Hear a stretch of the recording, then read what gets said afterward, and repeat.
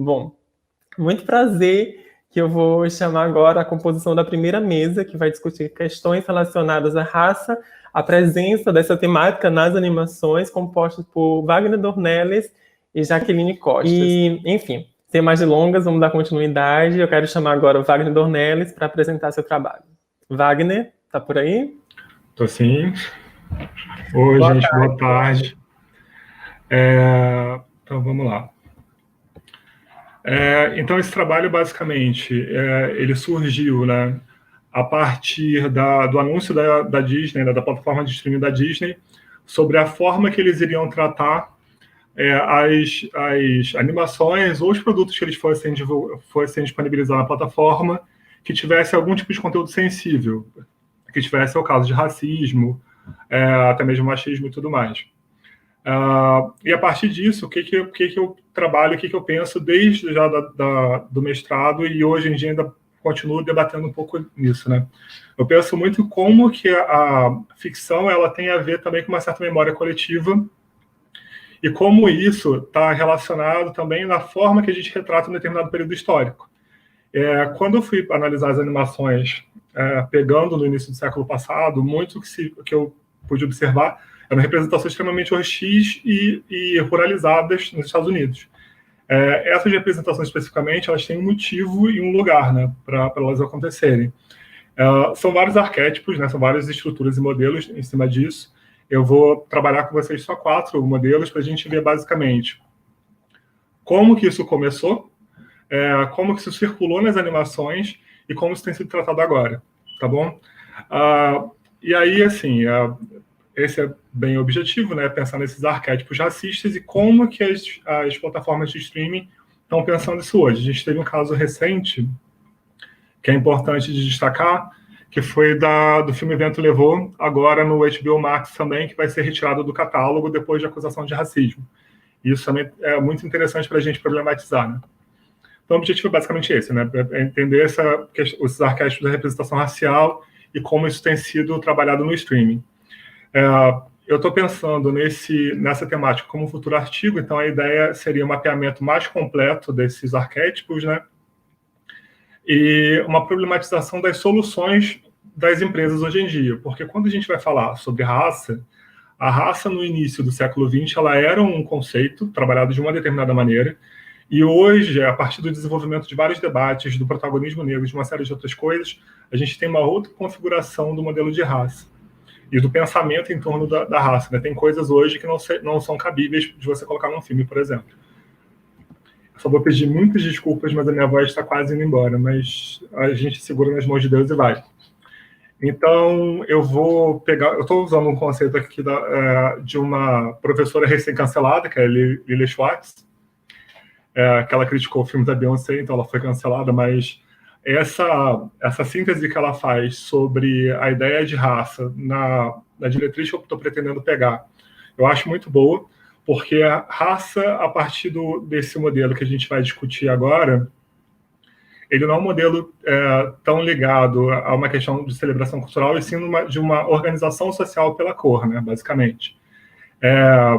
E como isso tem a ver, na verdade, no exercício do poder. Que até a imagem do negro, ela fica submetida à visão do branco, né, historicamente. E isso cria os 2 pontos que a gente vai pegar, que são a ideia de memória coletiva, na verdade, do Rosa Barthes, que é essa memória que é compartilhada, que é uma memória negociada e que é fruto de um consenso social, e também na memória subterrânea que o Pollock fala a partir do Rosa Barthes. Então, o que o Pollock vai dizer? Que existe uma memória que é essa, que é a formal, falada, compartilhada, aceita e difundida, mas também existe uma memória que é essa que não é falada, que é velada. Que as pessoas entendem o que acontece sem a necessidade de falar, por exemplo. E aí um primeiro estereótipo que é interessante da gente apresentar é do Jim Crow, que foi basicamente um personagem que existiu nos shows de menestréis no final do século XIX, e que também inspirou uma lei de segregação racial nos Estados Unidos. Então, esse personagem, especificamente, ele é referenciado de tempos em tempos. Uma referência que as pessoas têm muita memória e que gera muito debate na internet está no Dumbo, de 1941. No filme, né, uma cena-chave do filme, que é justamente na cena que o Dumbo aprende a voar, eles apresentam 5 corpos. O principal deles tinha um nome original de Jim Crow, inclusive, que tem comportamento desviante, que são exemplos do Jim Crow, que basicamente era um personagem com um comportamento criticável ou questionável, entendeu? E aí, nessa estrutura de comportamento, isso tinha um papel didático muito complicado, porque ele apresentava um estereótipo negro que era negro da ruralidade, boêmio, que, se a gente for parar para analisar, eu estou pegando o caso do Dumbo, mas tem várias outras animações com esse mesmo modelo de personagem. Que, na verdade, tenta tirar a vantagem do Dumbo e toma uma lição de moral do Timóteo, que é o ratinho, né? Que é o que acompanha o Dumbo na história. E aí, nesse processo todo, você trabalha uma composição em que você entende pela antropomorfia, tanto pela cor dos personagens, né, que é meio que óbvio, quanto pelos códigos visuais, que são a reprodução do Jim Crow, que existe uma racialização desse personagem. E é interessante como que essa constituição de arquétipo ela se repete dentro da própria Disney, não só no Dumbo, mas você tem animações, por exemplo, que estão dentro do Silly Symphonies, que tem essa repetição de padrão, né? Então, no Silly Symphonies você tem um curta chamado Brooklyn Toys, que vai ser até mencionado daqui a pouco, também vai ser citado, vai ter uma imagem dele, que apresenta justamente o negro como a figura dada ao vício ou a figura da mama, né? Da mami, que a gente vai ver daqui a pouco. E aí, nesse caso aqui, eu separei tanto a figura do próprio Jim Crow, que é essa figura do meio, quanto a do Corvo do Dumbo, né, Jim Crow, Corvo do Dumbo, e do Donald Glover, no clipe de This is America, porque ele faz uma paródia dessa cena hoje em dia. Então, assim, é interessante que a gente perceber que, mesmo não sendo mais parte da diversão, essa memória do entretenimento, né, de uma maneira... num uso meio bizarro do humor, essa figura ainda é reverberada hoje em dia, né?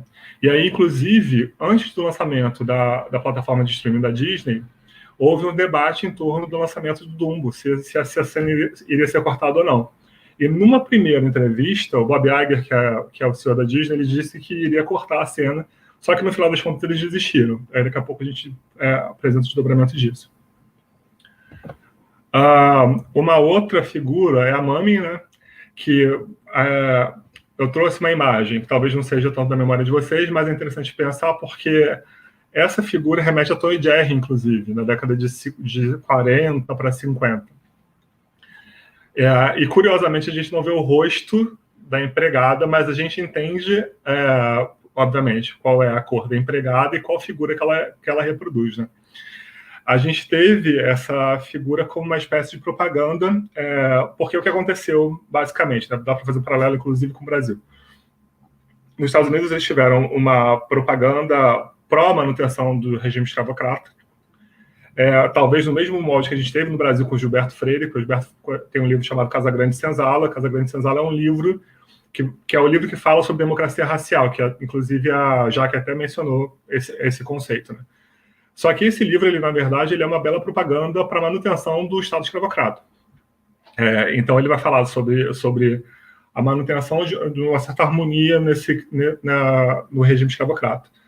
Nos Estados Unidos, as leis, de uma certa maneira, existia um movimento de propaganda também pela manutenção do regime escravocrata, até pela falência desses escravistas e tudo mais.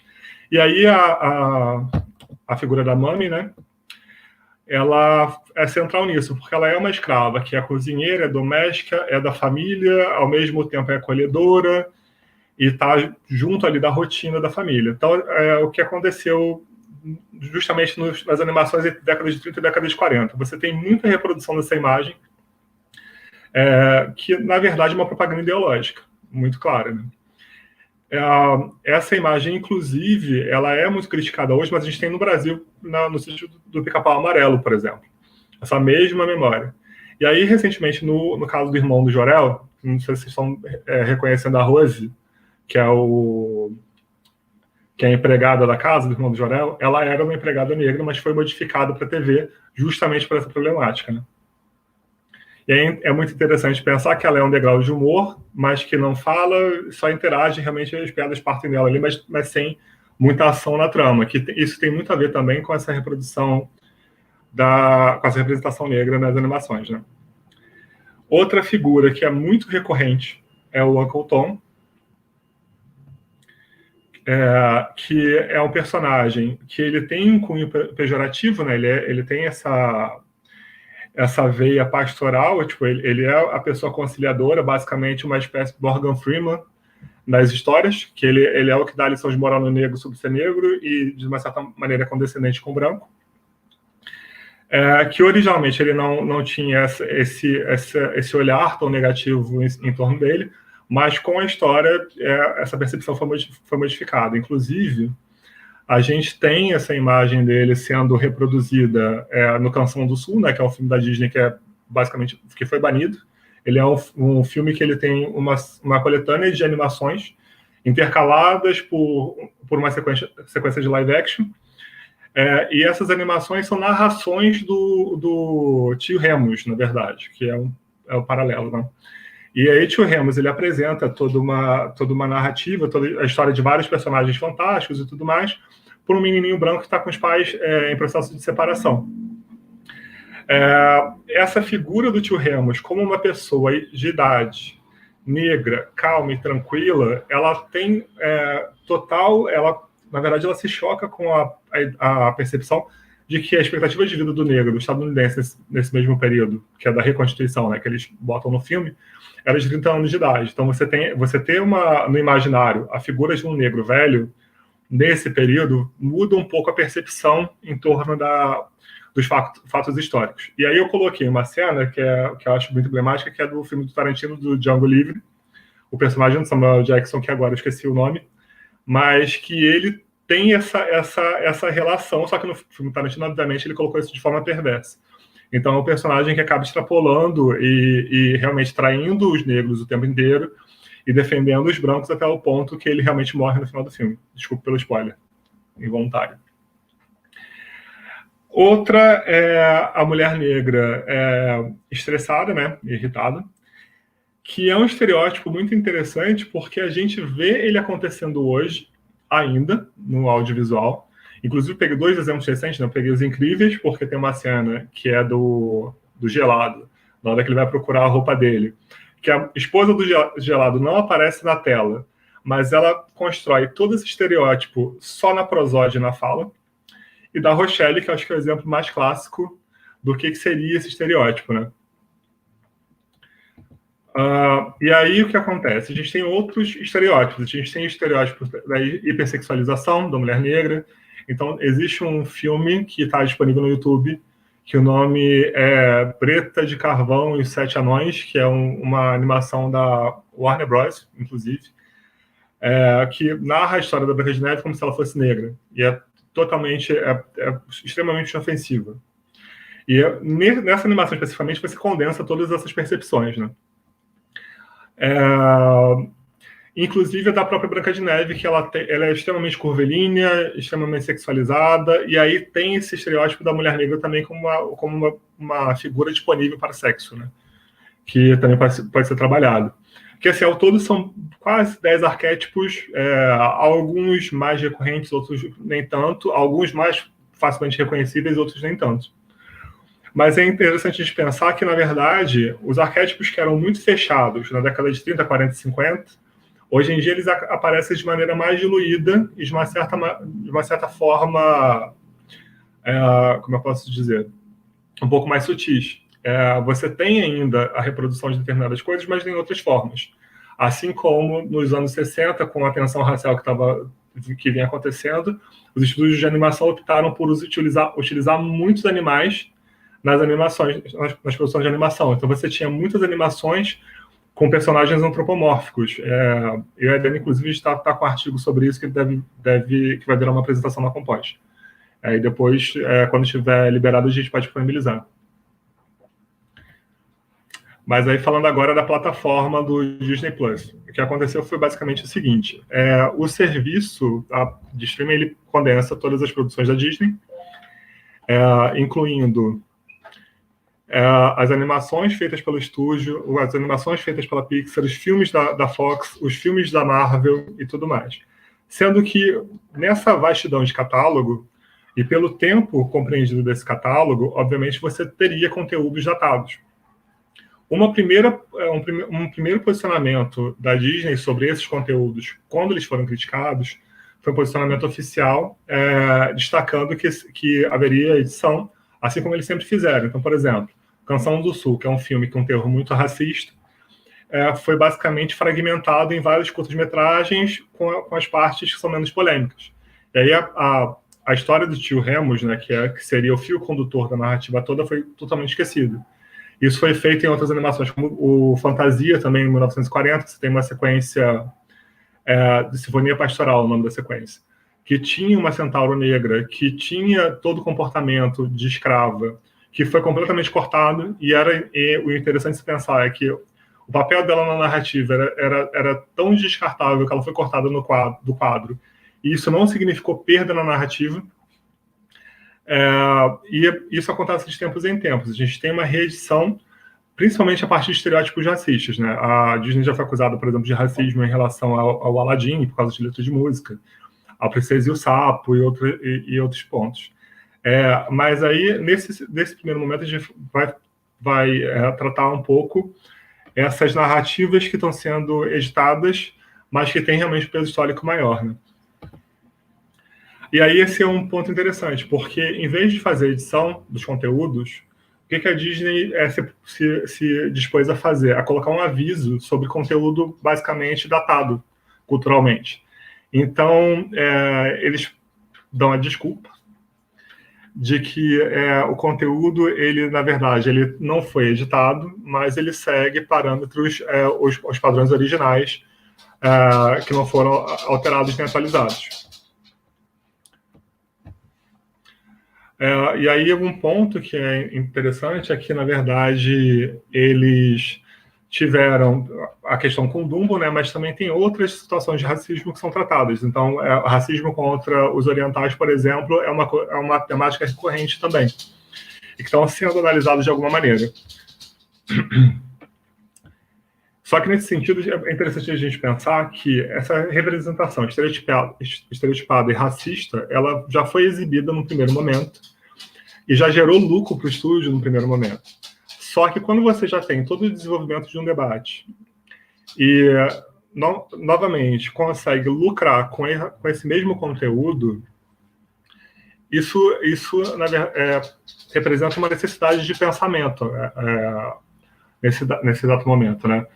Porque é uma dupla, eles lucram, na verdade, tanto com o conteúdo, quando ele é lançado de maneira hostil, quando eles mapeiam a hostilidade. E é interessante a gente pensar qual seria o movimento necessário em torno desses conteúdos. Um ponto que eu acho interessante, porque existe um fator histórico associado a esses produtos, né? Tipo, quando a gente vai falar do Dumbo, o Dumbo ele vai pegar um discurso pacificado numa determinada época, e que é um discurso tão corrente que ele vira um entretenimento família de uma determinada época. E aí isso retrata um pouco daquilo que as esferas de poder têm como um discurso pacificado. Então, existe um dado fator histórico e uma certa importância histórica na existência desse conteúdo e no acesso a esses conteúdos. Mas o que a gente pode pensar com calma e problematizar, né, e que é esse que eu pretendo problematizar no artigo que vai vir dessa temática, qual seria a forma de exposição desses conteúdos, em que lugar que a gente poderia colocar esses conteúdos. Hoje em dia, quando a gente resgata texto do Gilberto Freire, por exemplo, a gente não coloca ele como uma pessoa para pensar raça, a gente coloca ele como uma pessoa para pensar racismo. E eu acho que talvez esse deslocamento seja necessário para analisar a parte de entretenimento, né? E basicamente são os exemplos do que eu falei até agora, e 3 referências, mais a minha dissertação, que na verdade a maior referência daqui eu acho que é a dissertação mesmo. Então, gente, eu agradeço muito pela atenção de vocês e pela paciência. Mas então já finalizei aqui, meninos. Wagner, obrigado pela apresentação.